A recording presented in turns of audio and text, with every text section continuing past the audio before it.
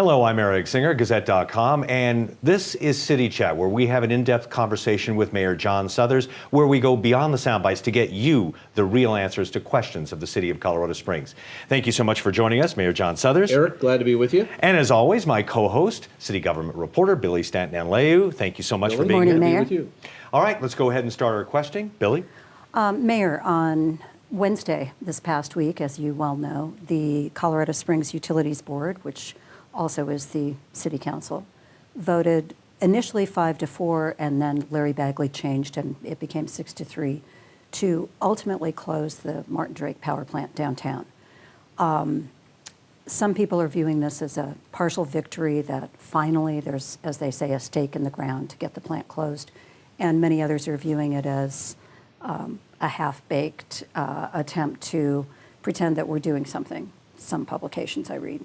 Anyway, the question I have for you is, are you glad to see that there is a date set, and do you have any views on how downtown might evolve if and when Drake actually does close down for good? Billie, I didn't take a formal position on Portfolio H versus Portfolio D because I thought there was relatively little difference between the two, except for one had the date certain shutdown. And I felt like the Utilities Board, the council sitting as Utilities Board, really did a pretty good job coming to a compromise where they extended the closure date a little bit, but gave a date certain by which we can look forward to the closure of the Drake power plant. I think it was a good public policy decision on their part. Anybody who really understands the regulatory environment and the technological environment knows that we got to move on at some point in time. And I thought it was a good public policy decision. I think it's going to enhance the downtown over the long run. It may well be that where Drake is now winds up being open space because there's environmental issues and things like that. But even a beautiful open space, with America the Beautiful Park on one side and a large open space on the other side, I think would greatly enhance the entrance to downtown. So I think it's a very positive move, and quite frankly, I think we're going to see a lot of positive downtown development in the intervening 20 years because, after all, the Olympic Museum is going to be down there, and I suspect that's going to engender some other development up Sierra Madre, the old train station, and things like that. So I think the future, I'm very optimistic about it. Great. Okay. On a completely different issue, you've been speaking with the council about an issue with the Humane Society here, the Humane Society of the Pikes Peak region, I believe it's called. And they are contracting with the city to provide animal control services. And I'm given to understand that it's actually now costing more to put a dog in a cage than it is an inmate in the jail. Is Not that quite. Not quite? Okay. But it's getting there. It is. And so it's interesting to me because I think a lot of people don't think about all of the contracts that the mayor has to review and analyze. And how is that coming along, the negotiations to try to ameliorate the costs that the taxpayers are footing the bill for? Well, I think the citizens would be interested to know just how many services the city outsources. Fleet management, a whole variety of things, and including animal control. And we have for a long time outsourced it to the Humane Society.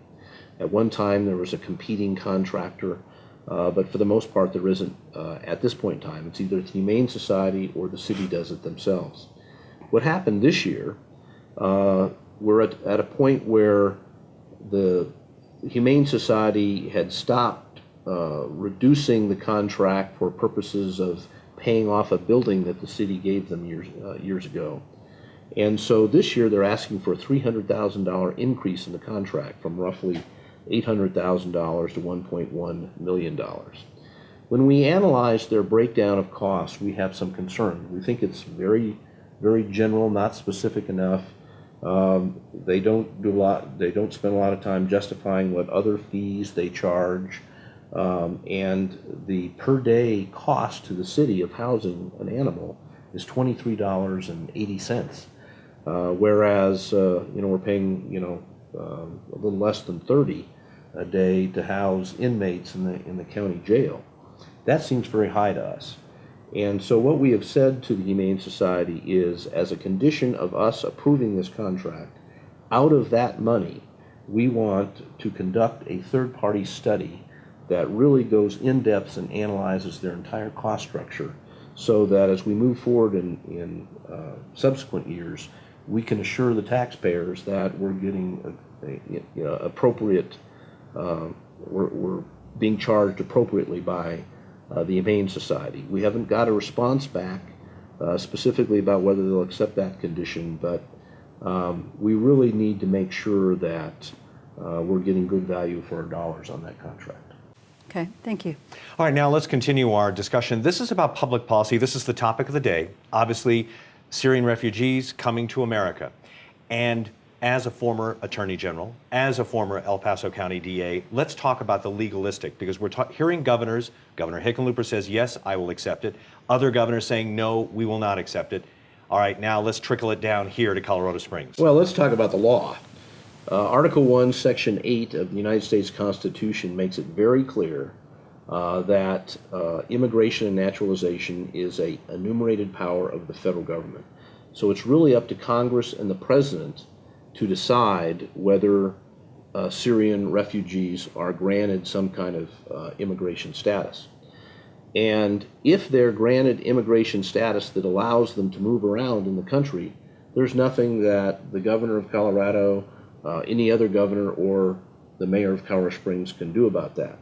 What citizens ought to be doing is saying to the federal government, to their Congress, to the President, assure us that you can adequately vet these individuals to make sure they don't pose a threat to the United States. And frankly, I want to hear that personally. I want to hear it from more than just the President of the United States. I want to hear it from James Comey, the FBI director, has a lot of experience in this area. Can you vet 10,000 people who aren't in a database?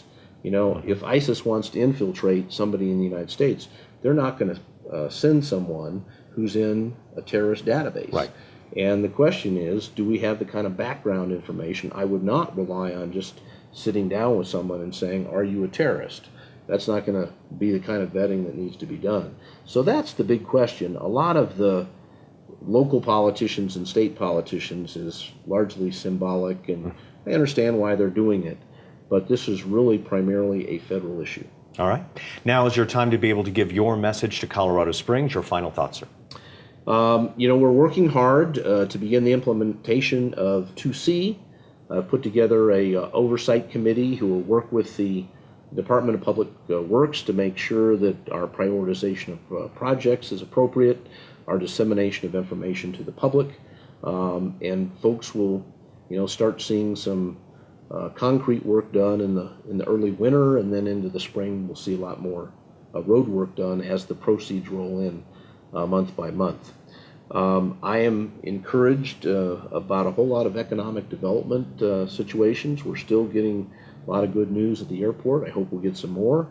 The Olympic Museum's moving forward through the planning process. I expect to see a groundbreaking sometime in the spring. There's a lot of good news going on, but every day is a different challenge. We will have to, over the next several months, come up with some strategies to address our stormwater infrastructure. The council and I are determined not to push that can down the road anymore. It's got to be addressed, and over the next couple months, we'll be working to do that. All right. Thank you very much, Mayor John Suthers and Billie Stanton Anleu. Thanks, Eric. Thank you so much. And Thank thank you, you for watching City Chat, where once again we go beyond the sound bites to get you real answers to real questions. We'll see you next time.